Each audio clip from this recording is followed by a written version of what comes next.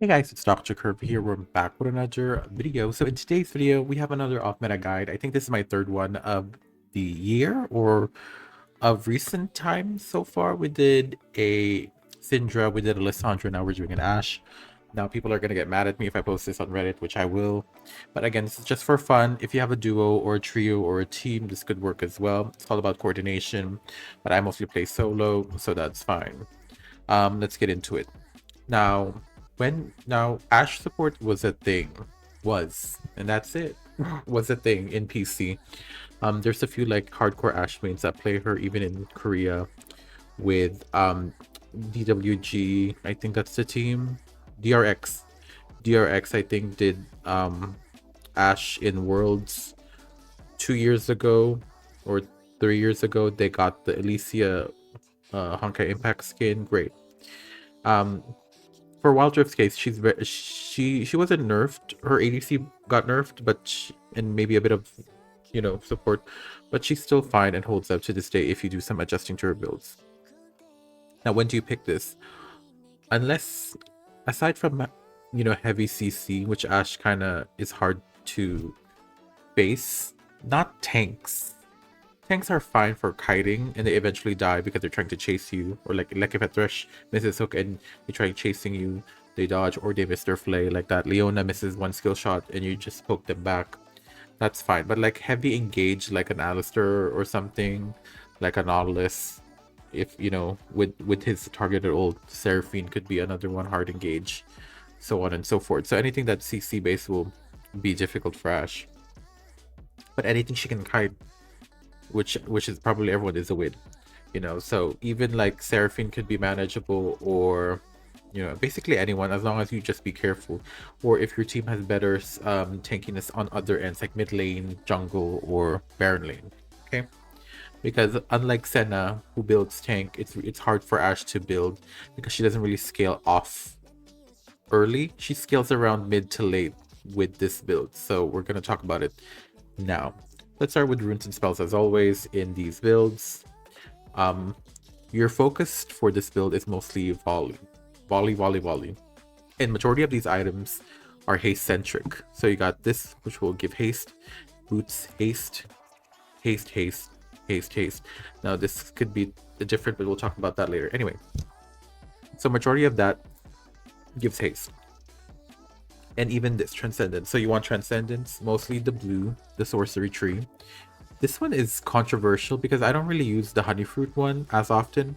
And when I've been in lane for so long, I practice every so often. But the cooldown is pretty long, so if this gets off, it's even better. But having free recall if you need that moment, and you can even save it if you in a situation you can buy that item ASAP. So I think this is a clutch situational rune, but I keep it as my main. You can go with honey fruit if you want, if you take honey fruit, but I would take that. And you will want transcendence and mana flow for the combination of, you barely have any mana regen here.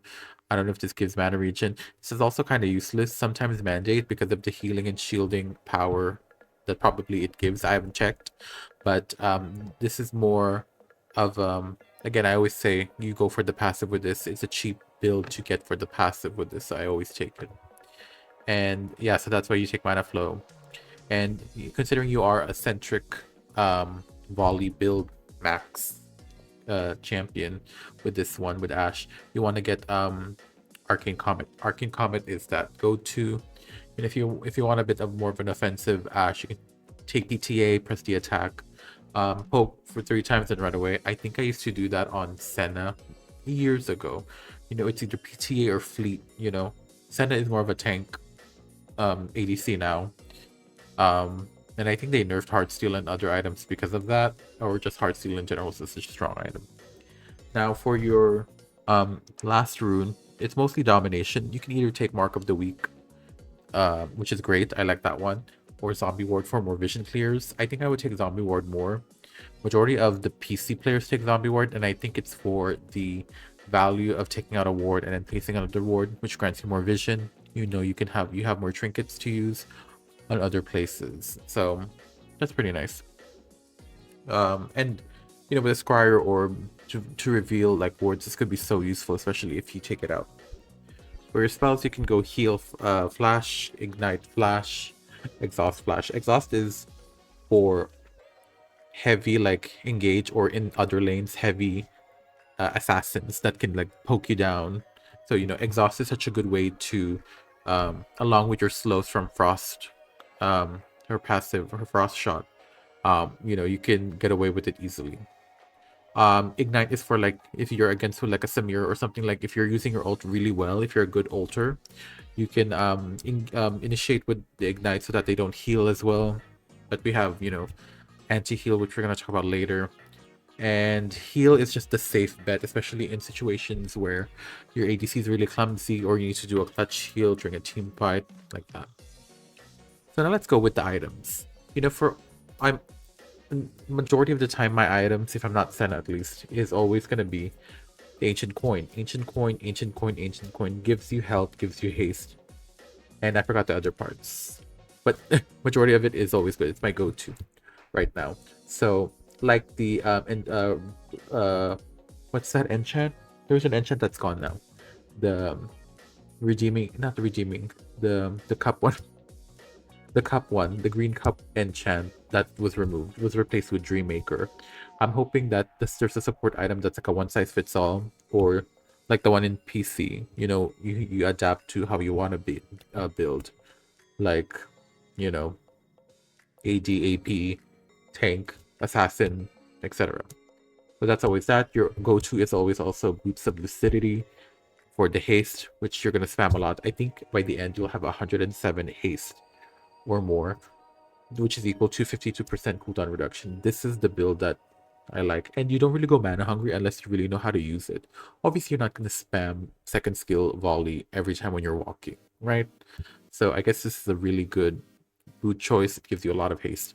And for your enchant, that could vary. I think this is a safer bet for me, at least, para me. Because it gives you that clutch situation that I don't think Dreammaker or the other runes would be beneficial for her. So I think this is just like your safe pick. If you are good with boot enchants, with whatever character you play, you can maybe adapt to it with this one. Again, it's an off meta build. You can do whatever you want as your preference. This is just my my version of it. Now for your first ever like damage item, it was hard for me to decide what's a good damage item because your main goal is haste and some utility. That this build is very utility centric, so it's either gonna be the other one. What's that, Duskblade or something? I forgot the name. Eclipse. Sorry, Eclipse, or Black Cleaver. And I chose Black Cleaver because it gives you that health and gives you the haste and a bit of AD.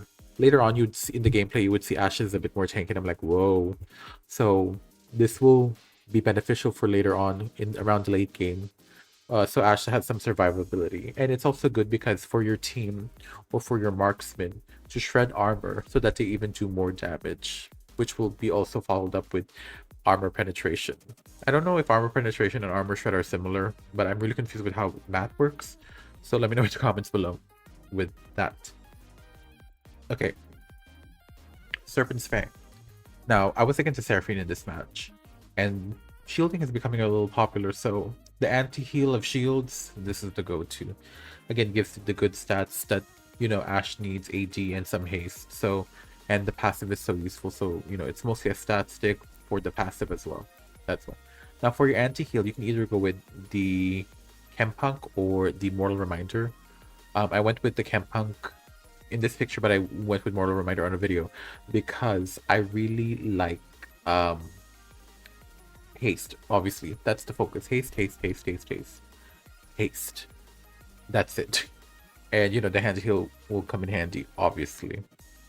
Now for your last item, there could be a situation where you can have the net item, that new one. I don't know if it works with ranged champions with Ashe ult, but that's a good one as well because immobilizing reduces the magic and armor of the character, the magic resistance. Or you can also go like a tanky 12 Twilight 12 hour, whatever the heck that was, the green hood, or I forgot the one that's popular before that.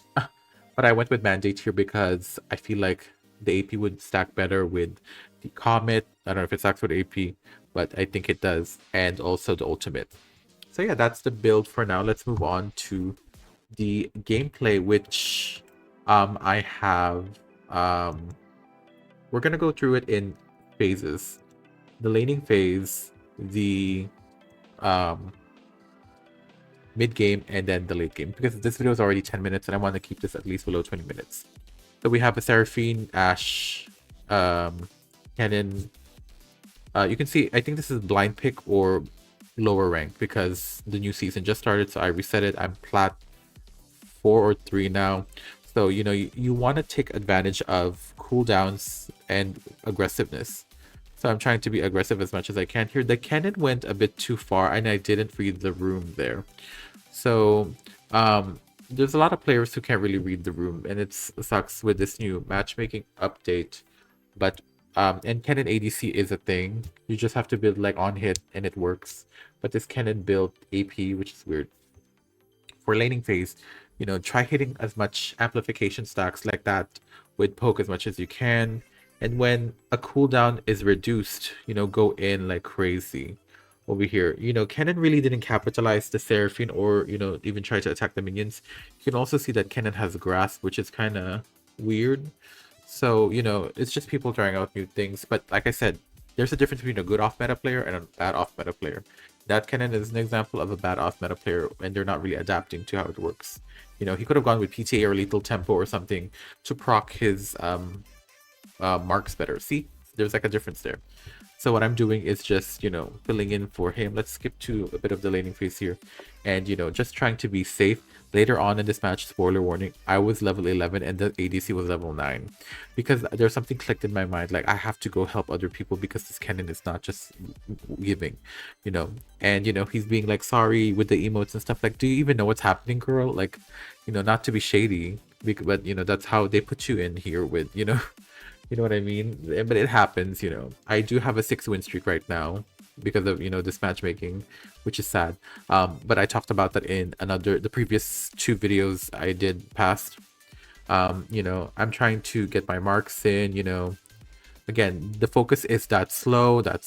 If this was a better ADC, they would have capitalized on getting this moment. And as you can see, my poke is hitting. And yeah. So that's pretty much it, I'm prioritizing my boots first because for my build at least, you're not gonna go spam heavy your with your what's you call this with your volley. So and also it's good because the first skill ability cooldown will be even reduced even more, which means you will be able to proc more of those stacks to trigger it.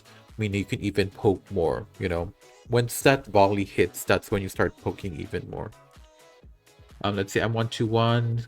And mind you, I'm gonna say this now, honestly. This Fizz and this Nasus are bots. It's easier to spot a bot in in the Middle Eastern regions than other regions because their names are in Arabic.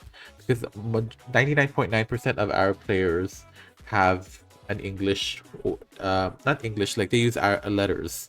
They don't use the Arabic letters for their usernames, which is normal. So Kennen is trying to make a play here. He's not even level 6, but I'm trying to take advantage of the missed ultimates and stuff. He's not doing damage yet because his build is kind of off. But I'm trying to make the most of what I can here.